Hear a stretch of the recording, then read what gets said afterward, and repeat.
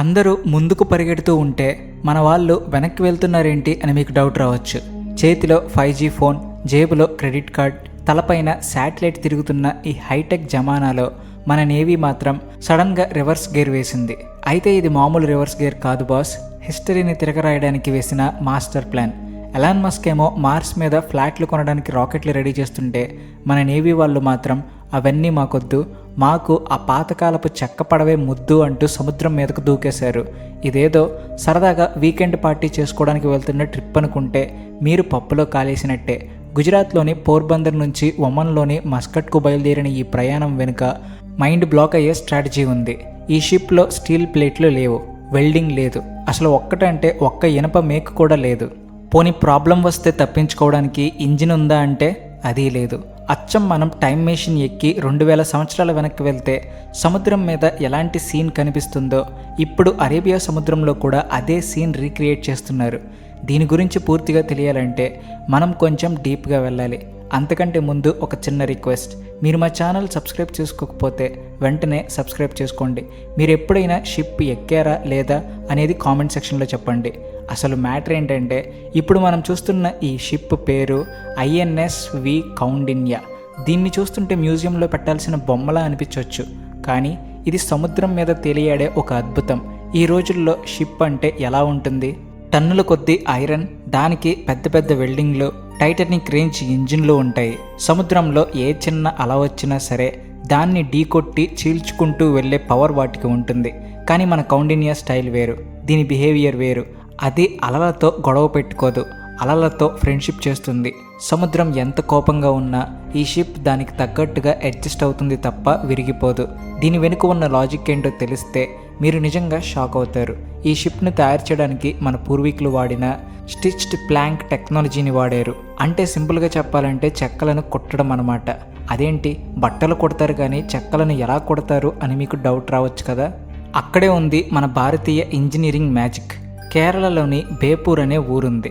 అక్కడ షిప్పింగ్స్ అని పిలిచే సాంప్రదాయ పడవ తయారీ నిపుణులు ఉన్నారు. వీళ్ళ దగ్గర ఎలాంటి బ్లూ ప్రింట్స్ ఉండవు, డిజైన్ పేపర్లు ఉండవు, అంతా వాళ్ళ బ్రెయిన్లోనే ఉంటుంది. వీళ్ళు పెద్ద పెద్ద టేకు చెక్క పలకలను తీసుకుని వాటికి రంధ్రాలు చేసి కొబ్బరి పీచుతో చేసిన గట్టి తాళ్లతో ఒకదానికొకటి కుట్టేస్తారు.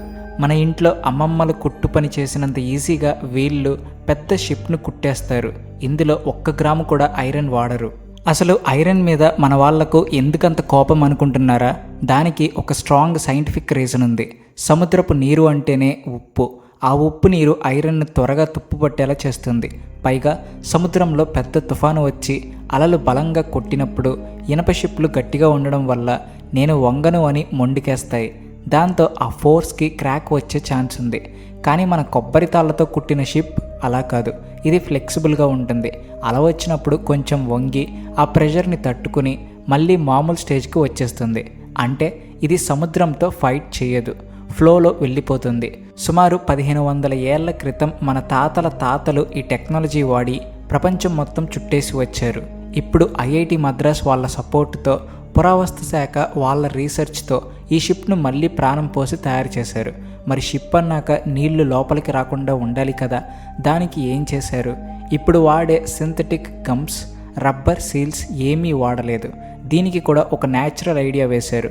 చెక్కల మధ్యలో ఉండే సందుల్లో చేప నూనె, చెట్ల నుంచి వచ్చే జిగురు, అలాగే పత్తి కలిపిన ఒక స్పెషల్ మిశ్రమాన్ని దట్టించారు. ఈ మిశ్రమం నీటిలో తడవగానే రబ్బర్ లాగా ఉబ్బిపోతుంది. దాంతో చిన్న చుక్క నీరు కూడా లోపలికి రాలేదు. ఇది చూస్తే మన పూర్వీకుల నాలెడ్జ్ ఏ రేంజ్లో ఉండేదో అర్థమవుతుంది. వాళ్ళ దగ్గర డిగ్రీలు లేకపోవచ్చు, కానీ నేచర్ని ఎలా వాడుకోవాలో వాళ్ళకు తెలిసినంతగా ఎవరికీ తెలియదు. ఇక ఈ ప్రయాణం గురించి మాట్లాడితే ఇది మామూలు విషయం కాదు.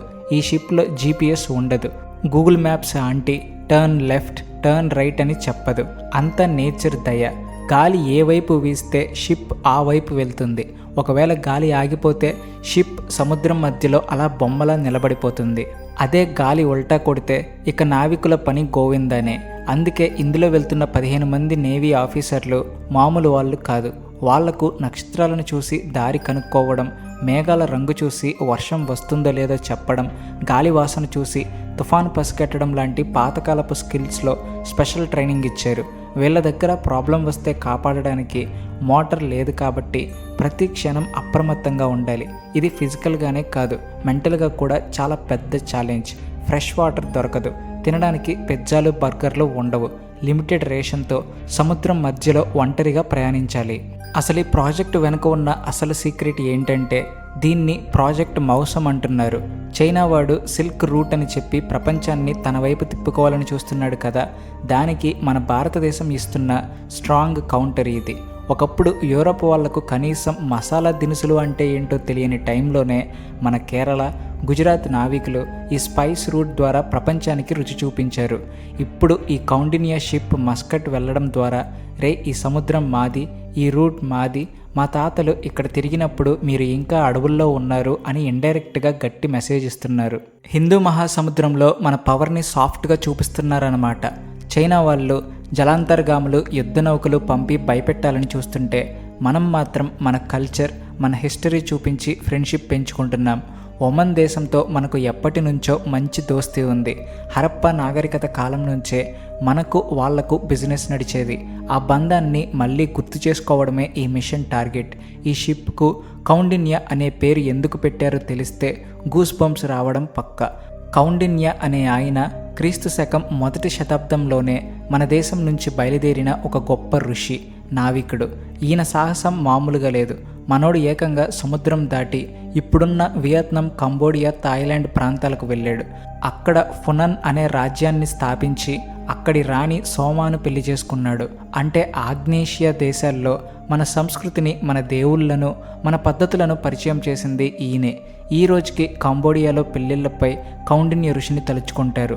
అంతటి గొప్ప ట్రాక్ రికార్డు ఉన్న వ్యక్తి పేరు ఈ షిప్కు పెట్టడం ద్వారా మన లుక్ ఈస్ట్ పాలసీకి ఒక హిస్టారికల్ టచ్ ఇచ్చారు.